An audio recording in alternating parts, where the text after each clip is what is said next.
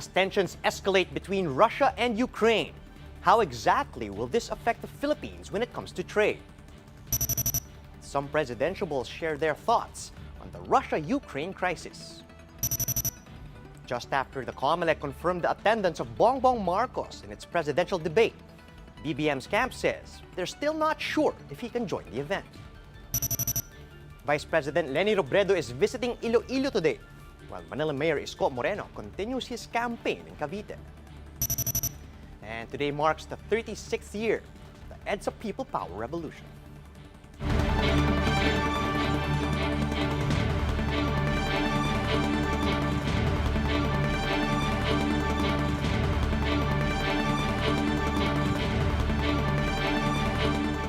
Fast, focused, and fearless. Here's everything you need to know as you jumpstart your day. I'm Charles Lejano.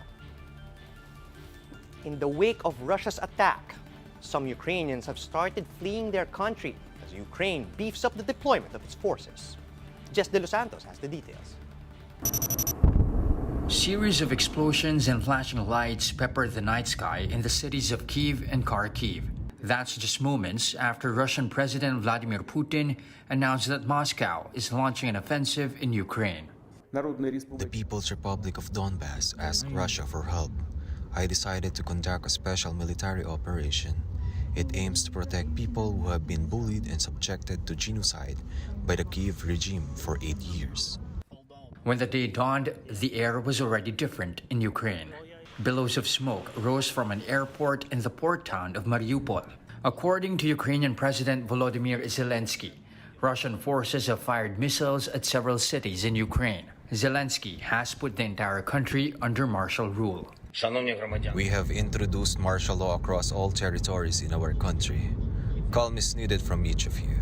If you can, please stay at home. We are working. The army is working. While Ukraine has beefed up the deployment of its forces, that did little to calm the population. Queues have formed in ATM machines and gasoline stations, while some opted to flee to nearby Poland. I think what the Russia do is bad, and because it's a war, people died, so that's bad.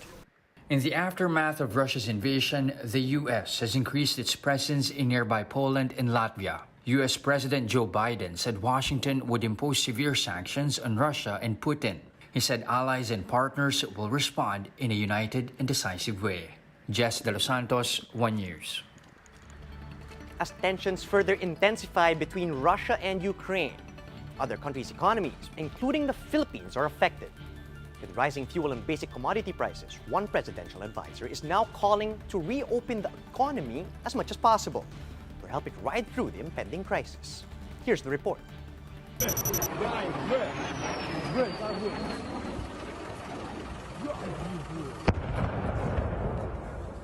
As the world watches the current developments in Europe on Russia's invasion of Ukraine, stocks plummeted as investors react negatively to the attacks. Crude prices are affected too, as its price per barrel reached $100, or more than 5,000 pesos. And it is expected to rise even further as tensions in the region escalate even more. They're even talking about $120 per barrel. I think we can expect that things will get worse before it gets better. That's why pump prices in the Philippines are now up to 70 pesos per liter, with more price increases expected in the coming weeks. This will cause a domino effect in prices of basic commodities. The Department of Trade and Industry assures the public that there will be no hikes as of now. But economist Emmanuel Leico says that once a full-blown war has started, the crisis it will make is much worse than the pandemic. The crisis that is in front of us right now is about to hit us really big, probably bigger than the COVID-19. This time, once the prices go up, the prices go up overnight. Presidential Advisor for Entrepreneurship, Joey Concepcion, says that we have yet to fully recover from the effects of the COVID-19 pandemic. That's why the economy must be expanded further as soon as possible, should a war be imminent. Offices and schools must also be opened to fully kickstart our economy. We have to have a strong economy just in case that the external environment that is brewing up in Ukraine and Russia does explode. our economy will be fit to ride it through. But Leco assures that the government can still do measures to curb further economic problems. I think by way of their policy interventions, get the legislators back. I don't know if they can do that at this point when everybody is campaigning. Sam Tirante, we are One News.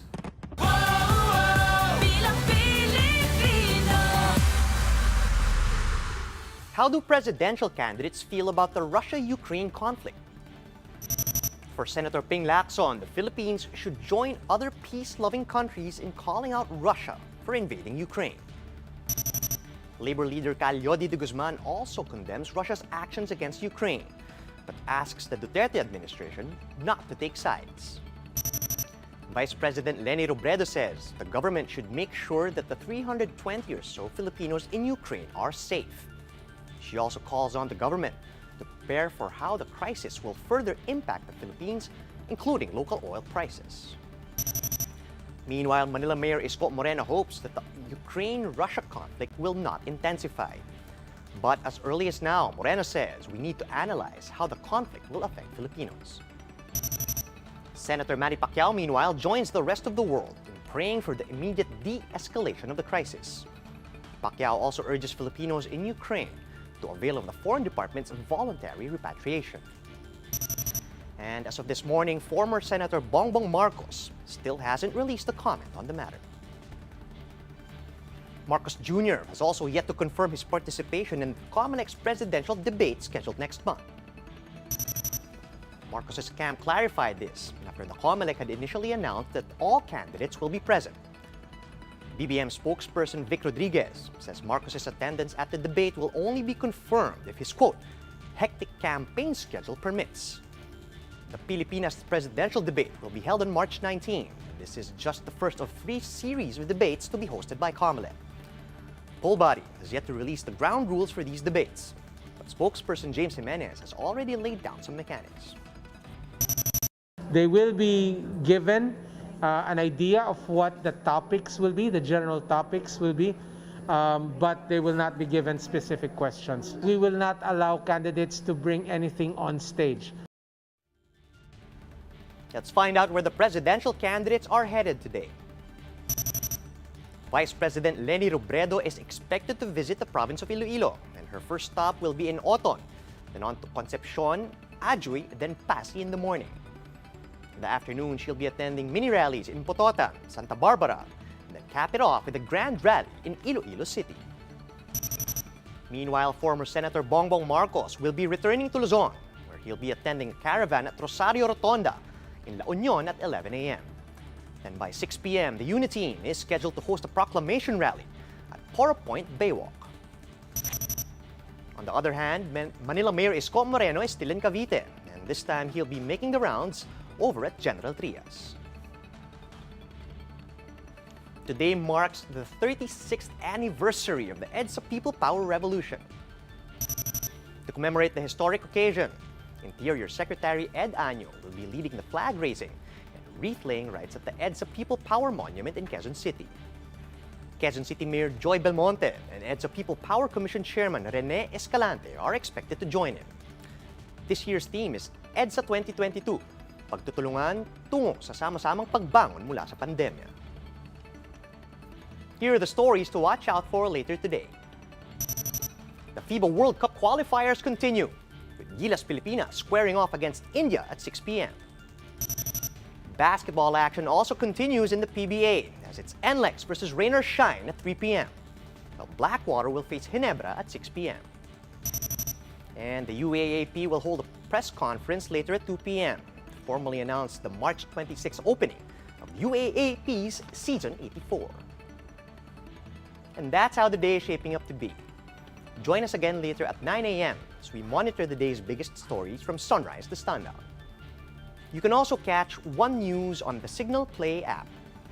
Register for a free account at www.signalplay.com so you can stream One News live anytime and anywhere. I'm Charles Lejano. Mask on, wash hands, and stay safe, Philippines. We are One News.